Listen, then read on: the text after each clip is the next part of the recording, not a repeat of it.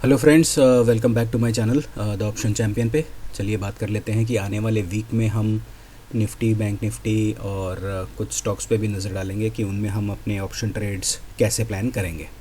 तो आप लोग जो वीडियोस देख रहे हो इस चैनल पे, आपको पता ही होगा कि ये जो ट्रेंड लाइन्स जो मैंने बना रखी है वो बहुत लंबे टाइम से बना रखी है। और हमारा एक्सपेक्टेशन ये था कि ये शायद नीचे वाली ये जो ट्रेंड लाइन आप देख रहे हैं 24,400 के आसपास शायद ये टच होगा। लेकिन इसको टच करने से पहले ही निफ्टी हॉल्ट किया। हॉल्ट करके इसने दो अच्छे ग्रीन कैंडल्स बनाए। तो अब ऐसा लग रहा है कि जैसे ये जो अपर ट्रेंड लाइन है ये इसकी तरफ जा रही है।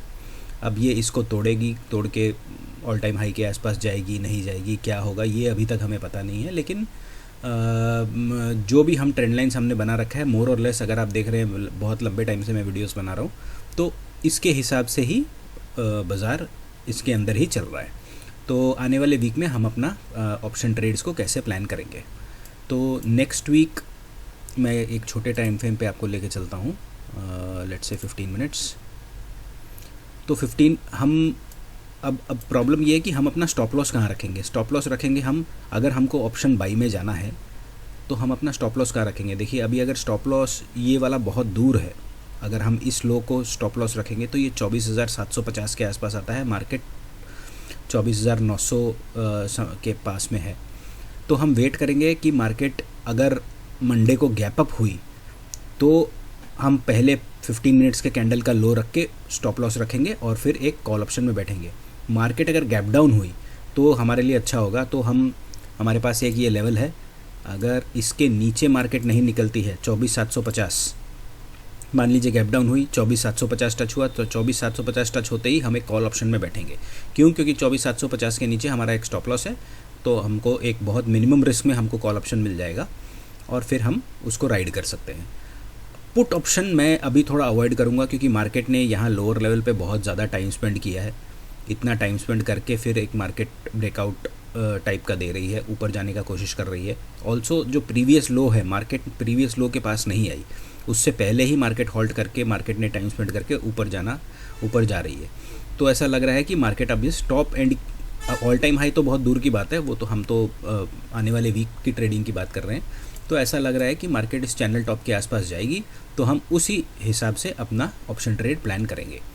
तो ये था ये, अगर गैप अप हुआ, ज़्यादा गैप अप नहीं हुआ तो फर्स्ट 15 मिनट्स के कैंडल का लो और फिर हम कॉल में बैठेंगे।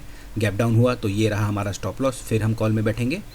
पुट में हम कब बैठेंगे, मान लीजिए मार्केट नीचे आई, नीचे आके फिर इससे ये 24,750 के आसपास आई, तब हम एक पुट में बैठेंगे 24,750 का हाई का स्टॉप लॉस रख के। लेकिन वो थोड़ा सा मुझे अनलाइकली अभी इस वक्त लग रहा है। तो ये था निफ्टी का ट्रेड। बैंक निफ्टी भी अगर आप देखें तो बैंक निफ्टी से ज़्यादा स्ट्रॉन्ग है, ज़्यादा स्ट्रेंथ है। अपने एक ब्रेकआउट लेवल के आसपास बैंक निफ्टी आ रहा है। ये भी अपने एक छोटे ट्रेंड लाइन के पास में है। अगर बड़ी ट्रेंड लाइन अगर आप बैंक निफ्टी में बनाना चाहें तो डेली चार्ट पे मैंने ऑलरेडी बना के शायद रखा हुआ है, वो भी नहीं रखा हुआ है। तो देखिए ये है डेली चार्ट के आसपास भी बैंक निफ्टी का एक ब्रेकआउट हो सकता है। और बैंक निफ्टी को जाने के लिए अभी बैंक निफ्टी लीड कर रहा है, तो अगर निफ्टी को ऊपर जाना है तो बैंक निफ्टी ऊपर लेके ही जाएगा। तो आप बैंक्स में और बैंक निफ्टी में कुछ प्लान कर सकते हो कॉल ऑप्शन के ट्रेड्स का। बैंक में आप क्या लेंगे, एक मेरी नज़र में है ICICI बैंक अपने प्रीवियस टॉप्स का एक रीटेस्ट इसने किया है। रीटेस्ट करके फिर हॉल्ट करके फिर ये ऊपर जाने की कोशिश कर रहा है। तो आप फ्राइडे के लो को स्टॉप लगा के आप ICICI बैंक के कॉल्स में बैठ सकते हो। यहाँ आपको एक रिवर्सल ट्रेड मिल जाएगा या resumption of previous up trend जो है ये मिल जाएगा। और PSU बैंक्स अभी अच्छा कर रहे हैं, तो PSU बैंक्स में आप PNB भी देख सकते हो। PNB भी अगर ये ऊपर जाएगा तो ये ब्रेकआउट के ऊपर यहाँ से आपको अच्छा मोमेंटम मिल सकता है। आपका टारगेट मैं इस सेटलमेंट, अक्टूबर सेटलमेंट की बात कर रहा हूँ, अक्टूबर में ये 140 तक भी जा सकता है। लेकिन हाँ, अक्टूबर 140 तक वेट मत कीजिएगा क्योंकि इस मार्केट में क्या है कि जल्दी प्रॉफिट लेके निकल जाइए, कब रिवर्सल आएगा कोई पता नहीं है। इसके अलावा कुछ और स्टॉक्स हैं जिनका मैं आपको बताना चाहता हूँ। एक LNT है। LNT भी अपने साइडवेज, बहुत ज़्यादा साइडवेज फेज़ में है। ये मैंने आपको पहले भी बताया था अगर आपको याद हो, और ये ट्रेंड लाइन भी बना के मैंने रखी थी। तो LNT अपने एक सॉर्ट ऑफ ब्रेकआउट लेवल के आसपास है। आपको ये फ्राइडे के हाई के ऊपर, मतलब 3740 3750 के ऊपर ये भी आपको एक अच्छा मोमेंटम दे सकता है। उसके बाद है रिलायंस। रिलायंस अपने लोअर रेंज के आसपास है, अगर मार्केट रिवर्स करेगा तो रिलायंस का भी सपोर्ट लगेगा, तो यहाँ से आप फ्राइडे के लो का स्टॉप लॉस रख के आप रिलायंस में भी बैठ सकते हो। ऑटोज़ अच्छा कर रहे हैं, ऑटोज़ में टाटा मोटर्स आप देख सकते हो, ये भी फ्राइडे को एक कैंडल जो बनी वो अच्छी तो नहीं है वो कैंडल, लेकिन अगर इस कैंडल के हाई अगर निकालता है तो इसमें भी आपको एक बढ़िया मोमेंटम मिल सकता है।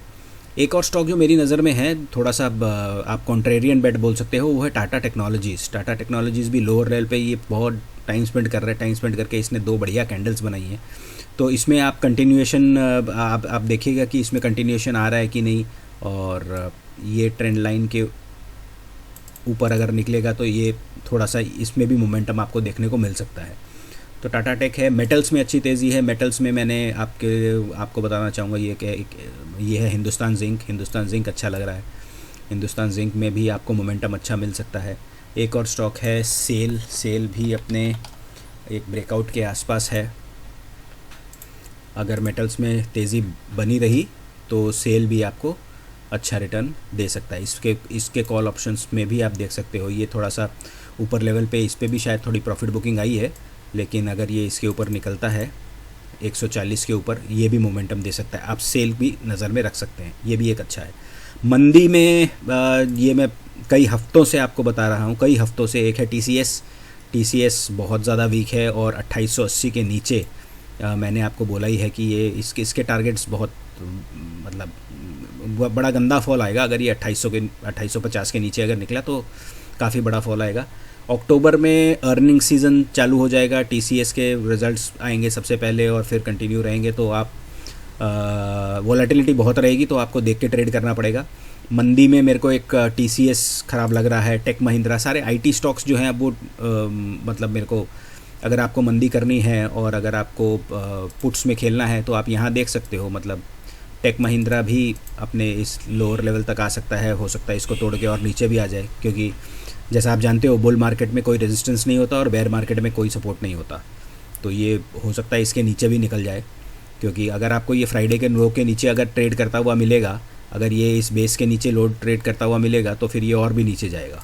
और सेम विथ इन्फोसिस। इन्फोसिस भी एक बेस के आसपास है, लेकिन जैसा कि मैंने कहा कि बेयर मार्केट में कोई बेस नहीं होता और बुल मार्केट में कोई रेजिस्टेंस नहीं होता, तो आईटी स्टॉक्स में आप मंदी कर सकते हो। बाकी जिसमें तेज़ी करनी है वो सब मैंने आपको बताया है। अपने लेवल्स मार्क करके रखिए, ये अपनी वॉच लिस्ट पे बना के रखिए। इनमें से आपको किसका ऑप्शन लेना है वो भी आप अपने वॉच लिस्ट पे लगा के रखिए, और देखिए कहाँ आपको मोमेंटम मिल रहा है, कहाँ आपको रेजिस्टेंस के ऊपर मिल रहा है, सपोर्ट के नीचे जा रहा है। उस हिसाब से प्री प्लान करके अगर आप ऑप्शन बाइंग करेंगे तो आपका प्रोबेबिलिटी ऑफ मेकिंग प्रॉफिट बहुत बढ़ जाएगा। ऑप्शन बाइंग में लोग कहते हैं पैसा नहीं बनता, पैसा बनता है, लेकिन आपको स्किल लेवल पे आप काम करना है, तब आपका पैसा बनेगा। तो चलिए, ये थी स्टॉक्स और इंडेक्स की बात। बाकी तो एक ये इंडेक्स भी मैंने लगा रखा था, Nifty mid cap. Nifty mid cap में भी मोमेंटम आ सकता है, ये भी अपने चैनल के नीचे आने से पहले ही ये रिवर्स कर गया, तो यहाँ पर भी आ सकता है। फिन निफ्टी भी बैंक निफ्टी के जैसा ही चलेगा। फिन निफ्टी से बैंक निफ्टी स्ट्रॉन्ग है, बैंक निफ्टी से फिन निफ्टी स्ट्रॉन्ग है, तो इस हिसाब से आप पहले से अपने लेवल्स मार्क करके रखिए और फिर उसमें ट्रेड कीजिए। चलिए, इस हफ्ते के लिए इतना ही। फिर मिलेंगे नेक्स्ट वीक में। आप मेरे को अगर लाइक शेयर सब्सक्राइब करेंगे तो मुझे बहुत मोटिवेशन मिलेगा, और प्लीज़ कमेंट्स में बताइएगा कि आपको और क्या चाहिए और कैसी एनालिसिस करने से आपकी कोई हेल्प होगी या नहीं होगी, और ये एनालिसिस कैसी लगी ये भी प्लीज़ बताइएगा। चलिए, आज के लिए इतना ही। Thank you very much.